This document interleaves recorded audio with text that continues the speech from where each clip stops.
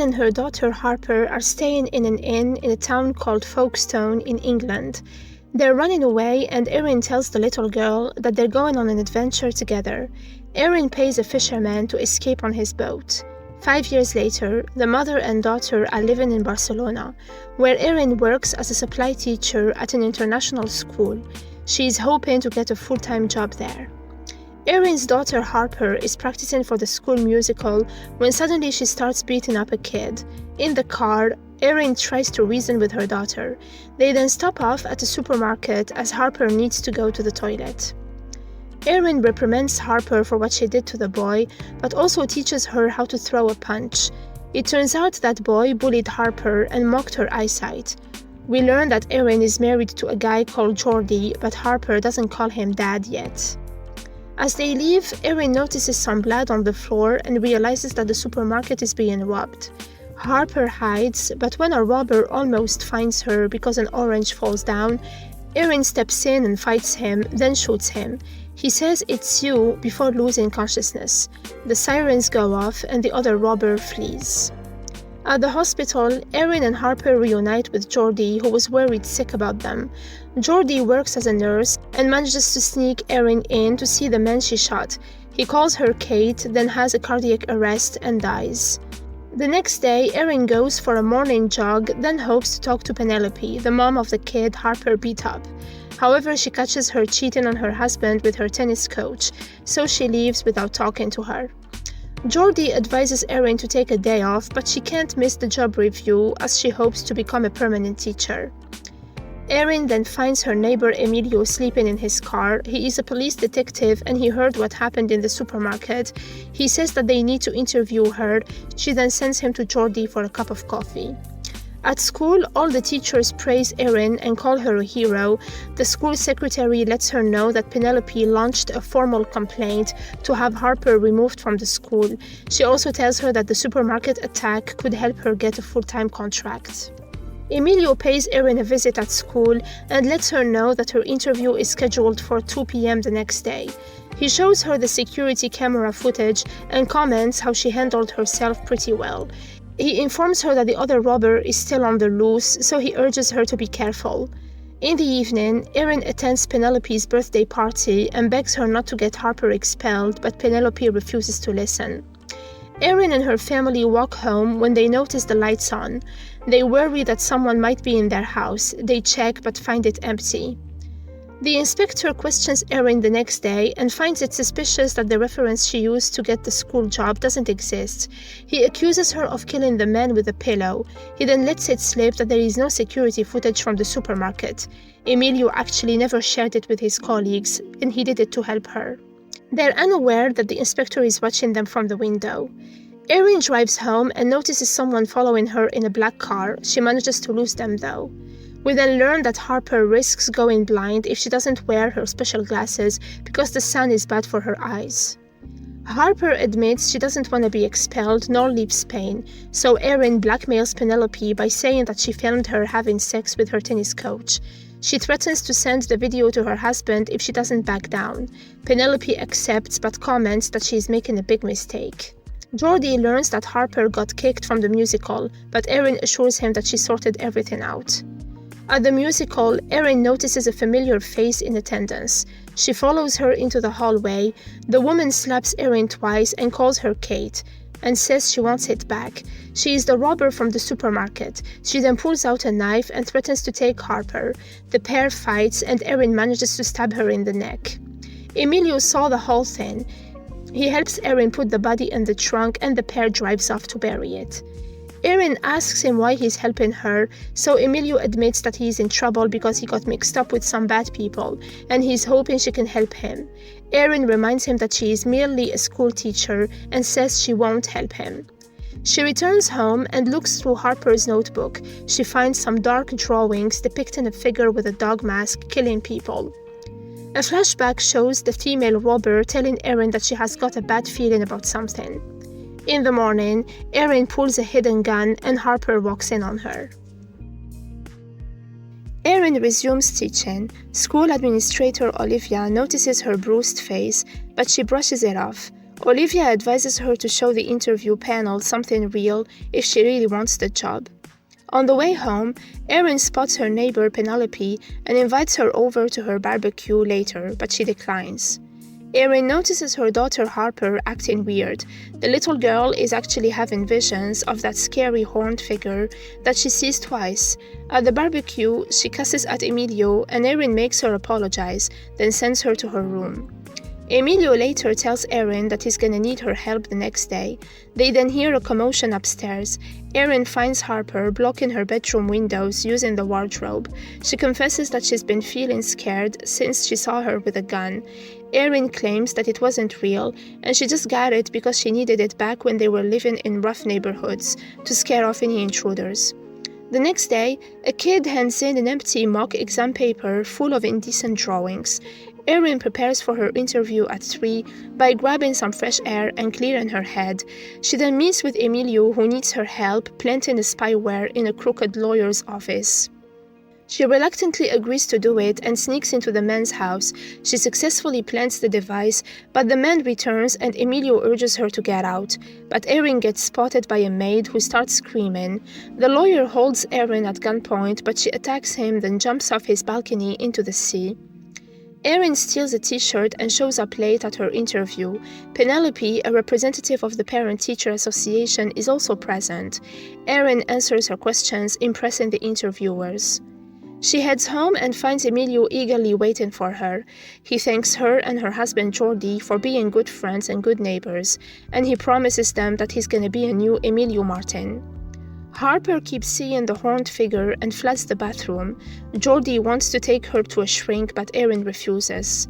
The next day, Erin learns from Olivia that she didn't get the job as someone raised an objection.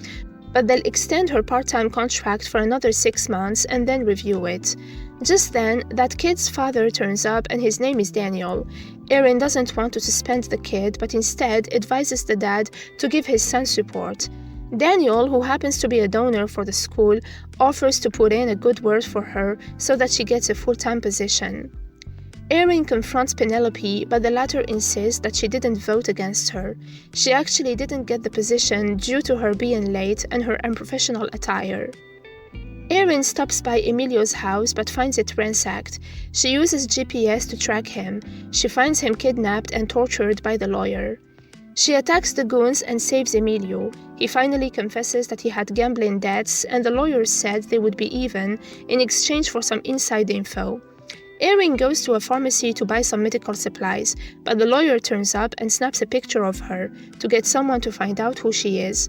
Emilio then rams him with his car and kills him. Olivia is babysitting Harper when she tells her about her mom's gun. They look for it and find a water pistol instead. Erin returns home and has a mental breakdown. She tells Jordi that she didn't get the job. He hugs her and assures her that everything's gonna be alright. A blonde woman in prison is shown looking at a photo of Harper, Erin, and her. A hiker finds Margot's body in the woods and Emilio is notified. He lets Erin know about that, as well as the photo that the dead lawyer sent to his personal assistant Valeria. Penelope looks after Harper while Erin pays Valeria a visit in her apartment and orders her to delete the photo. Some goons show up and attack the two women, but Erin manages to take them down and the pair flees. Valeria, who laundered some money from the law firm, lost it during the commotion, so she threatens Erin to get her money back or she'll send her photo to all the people in the lawyer's address book. In London, the blonde woman whose name is Lena is released on probation and gets a job as a cleaner in a family's house.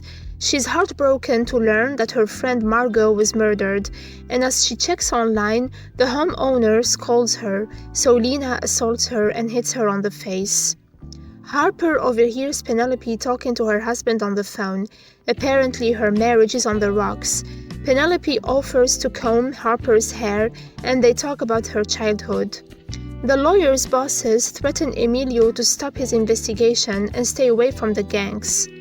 Daniel invites Erin and Jordi to dinner. He wants her to tutor his son full-time. At first, Erin was going to accept, especially as he agreed to give her some money up front. But then she realized it was a bad idea, as Daniel could easily change his mind. That night, Harper keeps seeing that horned figure, so Olivia advises the parents to get her a professional. The next day, Erin sells her jewelry to pay Valeria back, and when she gets home, she discovers that Jordi got their daughter a specialist without asking for her consent. Harper is mad at her mom for ripping out her drawings and not spending much time with her. She also wonders why Erin has no baby photos of her. Erin agrees to play in a tennis tournament at school to make her happy. Erin and Jordi play against Penelope and her husband. Erin then notices how Penelope's husband undermines her when they were losing, so she decides to give them the game to reconcile them. Erin leaves afterwards to meet up with Valeria and hands her the money. Jordi notices her arguing on the phone, and a flashback shows that Emilio checked Erin's record before Jordi married her and handed him an envelope with the findings. But Jordi never read it because he trusted her. In the present day, Jordi reads the file and is surprised to discover that there is no trace of Erin in the government database. Erin and Valeria meet, but the latter confesses that she called the dead lawyer's bosses, who show up at the motel. Erin beats them up, but Valeria ends up getting shot. Erin shoots at them, but the goons chase her, prompting her to jump off a bridge onto a truck. But it swerves and she falls and sees the horned figure that Harper keeps seeing. It turns out Erin's mother abandoned her when she was 6 years old, and Erin ended up in a lot of foster homes and youth custody centers. She joined the police academy and was a top student, but one day she got into an argument with another trainee and broke his nose. As a result, she got expelled and was approached by DI Jim Armstrong from Centralized Intelligence and Operations. He explained that the CIO runs covert law enforcement units who infiltrate criminal organizations. He wanted to recruit her to infiltrate an armed robbery gang who were looking for a new driver. Erin accepted and Jim trained her. He gave her a new name, Kate Jones. She met Margot and Gasper, the two members of the gang, and showcased her skills to them. 2 weeks later, they contacted her and took her to their HQ. There she met their boss, Thomas.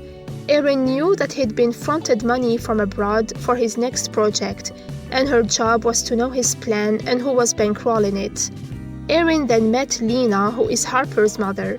Together they stole a toy for the little girl's birthday and threw her a party.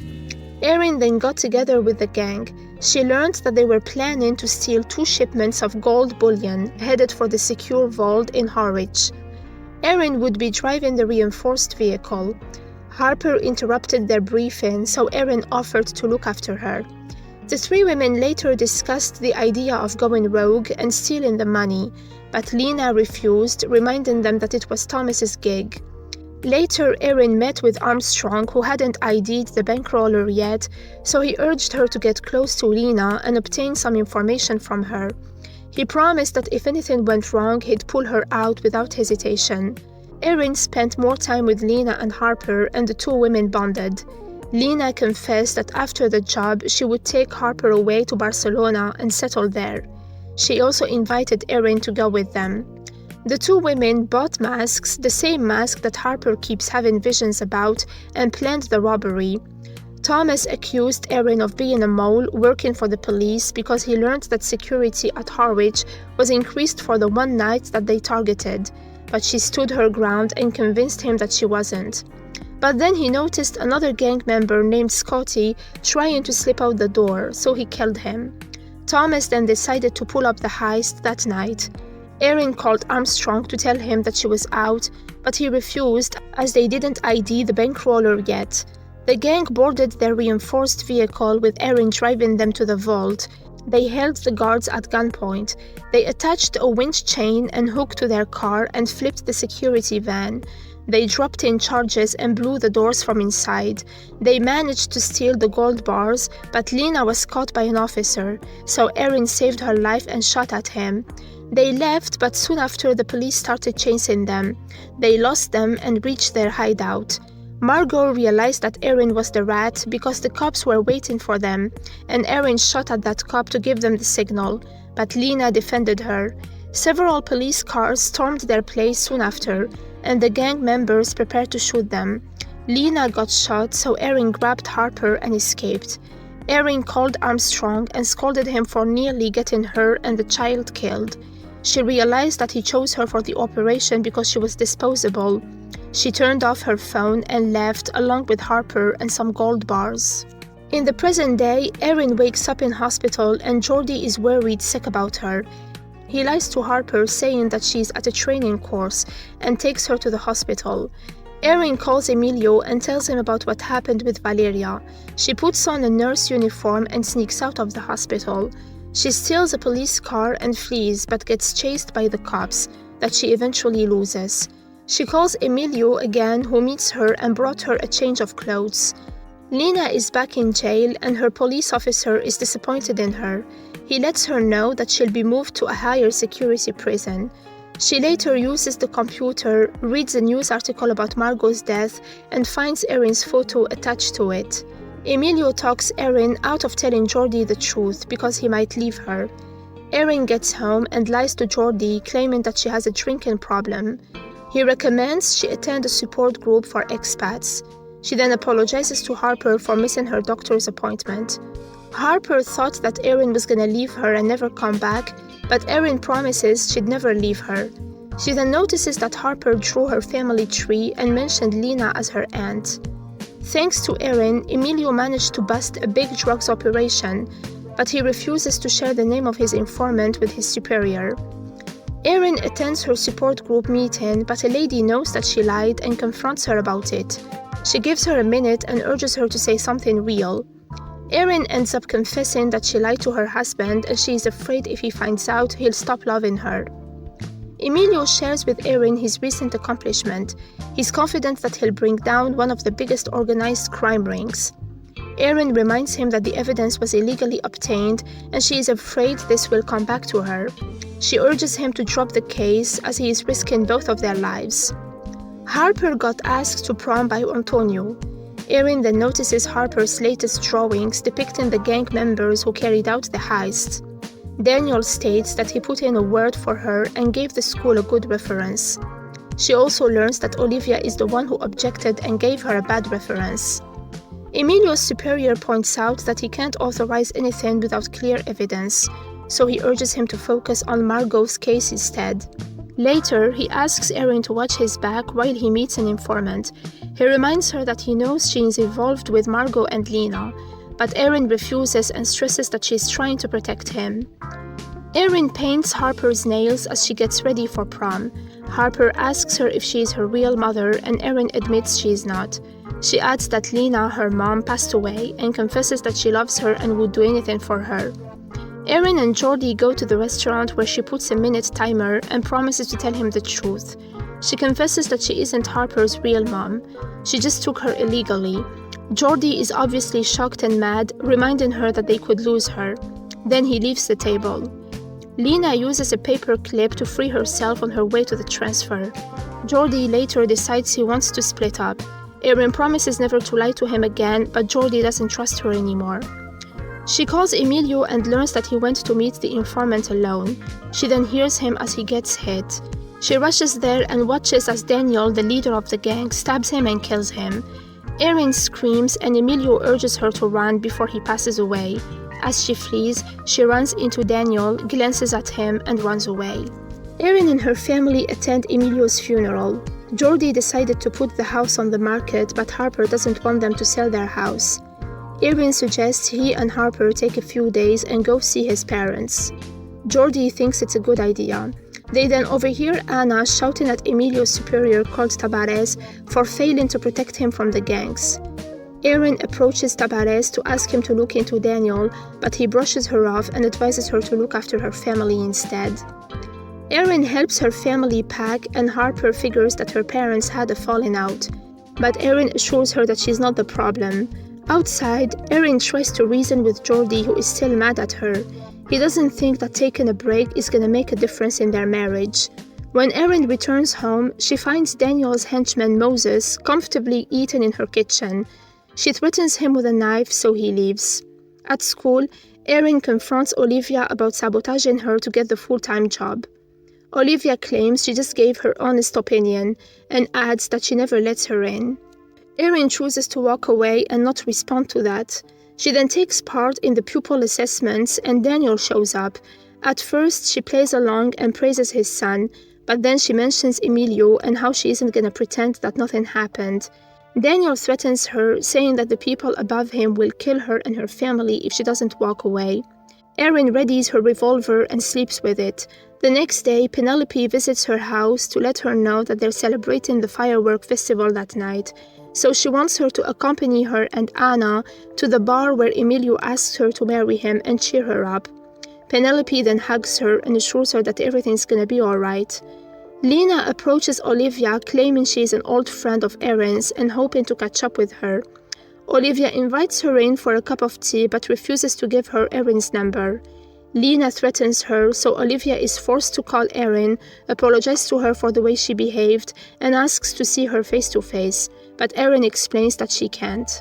Later, Penelope shares with Erin that Daniel offered to help her financially and pay for her son's schooling. Erin is shocked to hear that, so she decides to infiltrate Daniel's house.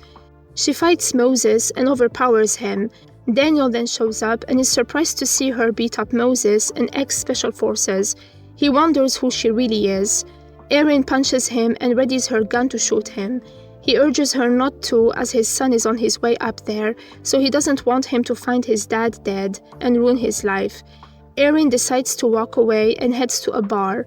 In the bathroom, Lena confronts her and asks where her daughter is. She orders her to drive to Harper's location as she wants to take her daughter back, but Erin drives her to the place where she hid the gold. Lena is heartbroken to learn that Harper thinks she's dead. They reach the hills where Erin extracts the gold and hands it to her. She urges her to take it and leave, but Lena states that her daughter isn't for sale.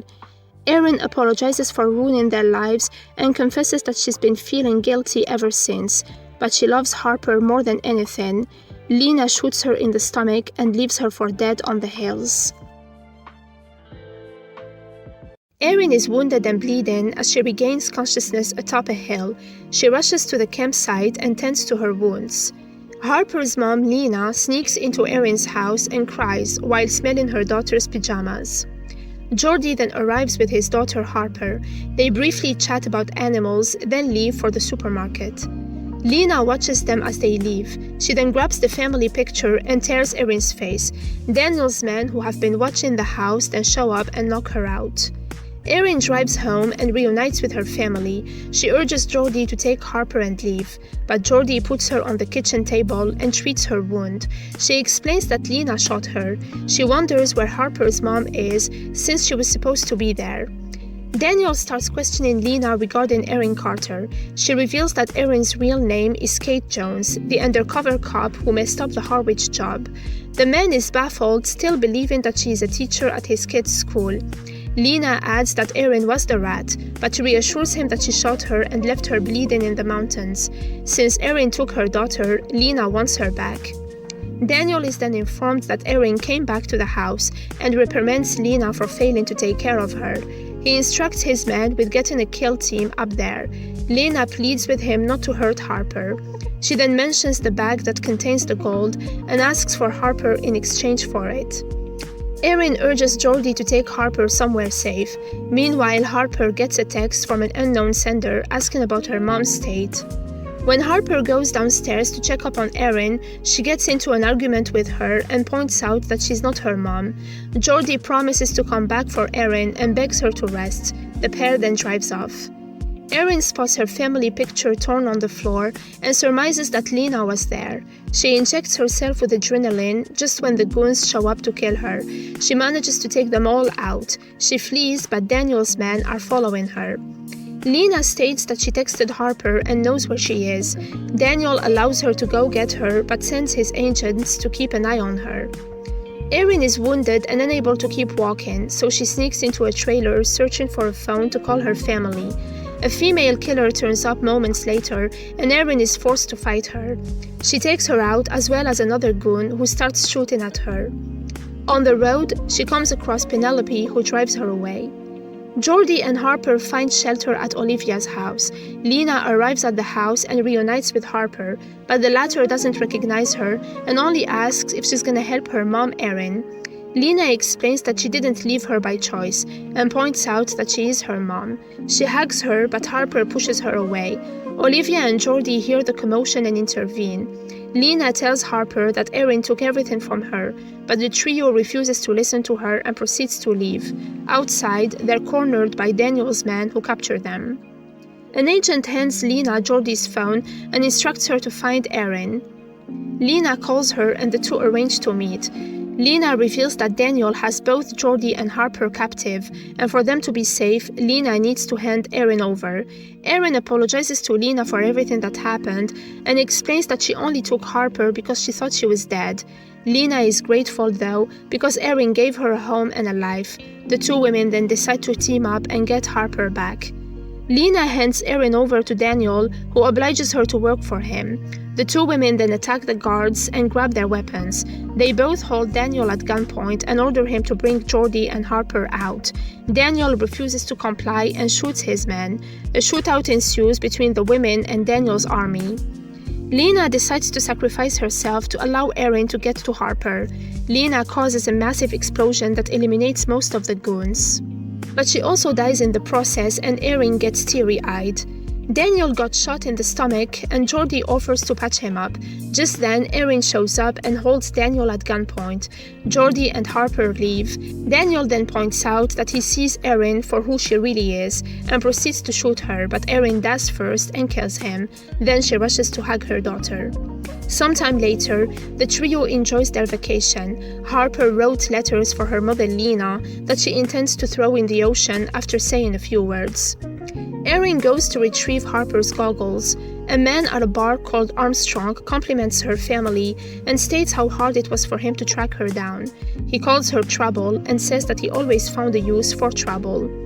Erin returns to her family and Jordy comments that he knows who she really is, so he doesn't care about the details because to him, she is someone who cares about her family.